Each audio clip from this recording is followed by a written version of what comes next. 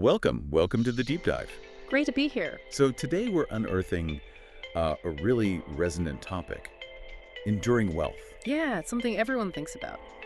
We've been looking at these excerpts from the Pillars of Enduring Wealth, and what's striking is how it argues, well, that lasting prosperity isn't really about super complex strategies. No, it's more fundamental, surprisingly so. Exactly. It seems to be about shifts in, how we think and act.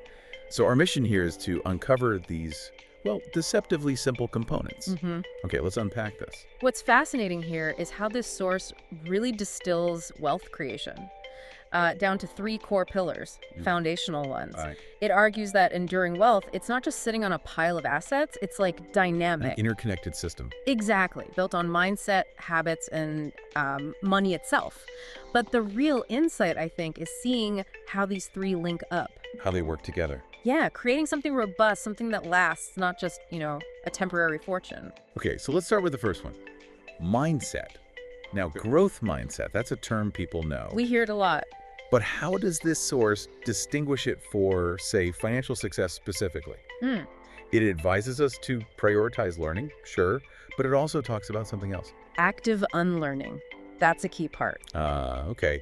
Shedding those old beliefs. Precisely. It's not just about piling on new info. It's about looking critically at the financial rules maybe you grew up with or assumptions that, well, just don't work anymore. Especially now, things change so fast. Right. So if we connect this to the bigger picture, it's about actively looking for opportunities. Yeah. And seeing roadblocks as chances to adapt. Not getting stuck in old ways. Exactly. Not being rigid. That's the actionable thing here for building wealth long term. Okay, so if mindset, that clarity of thought, is the base, what about the action, the consistency? Well, that leads right into the second pillar, habits. Habits. And the source is pretty clear. Disciplined habits build consistency. Practical advice, too. Automate good financial behaviors. Here's where it gets really interesting.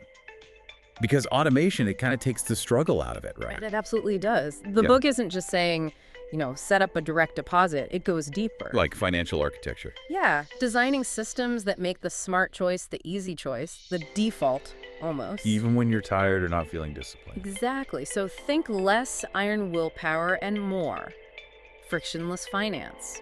Setting up triggers, using apps that round up and invest for you, things like that. So it just happens. That consistent, almost effortless progress. That's the real engine for compound growth, according to this. Got it. Okay, and pillar number 3, money. The thing itself. But here's a twist, right? The source makes this crucial distinction. Money becomes the tool, not the goal. That's a big one. And it also says invest early. But that reframe tool, not goal, how does that specifically help build enduring wealth? Because for a lot of people, money is the goal. Well, it's a vital reframe because if money is the only goal, you might chase quick wins, maybe hoard it. Short-term thinking. Right. But as a tool, its purpose shifts. It's there to help you achieve bigger things. The book even talks about using money to, say, invest in yourself. Like education or skills. Exactly. Like funding a degree that boosts your earning potential way more than just, sitting on that cash would. I see. So this raises an important question. How are you actually using the money? It's about its application, its impact, not just having it. Okay, so mindset, habits, money as a tool. Bringing it all together, the source has this pretty powerful statement. Without the right mindset and habits, money slips away.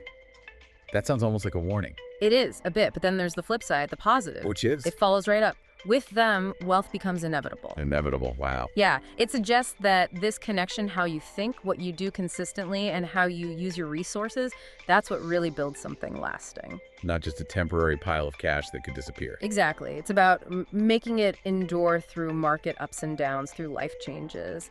So what does this all mean? For you, listening right now, as you think about these 3 pillars, mindset, habits, money, which one feels like maybe the place to start? Yeah, where could you focus first? Is it a specific belief you need to challenge, maybe? Or just one small automated habit you could set up, like this week? It's worth considering, how deep your current mindset and habits actually run. And maybe think about how even tiny shifts there, well, they might affect your financial future much more than just focusing purely on the money number itself. So the real question is, are you building something temporary? Or are you building an enduring fortress, something to mull over?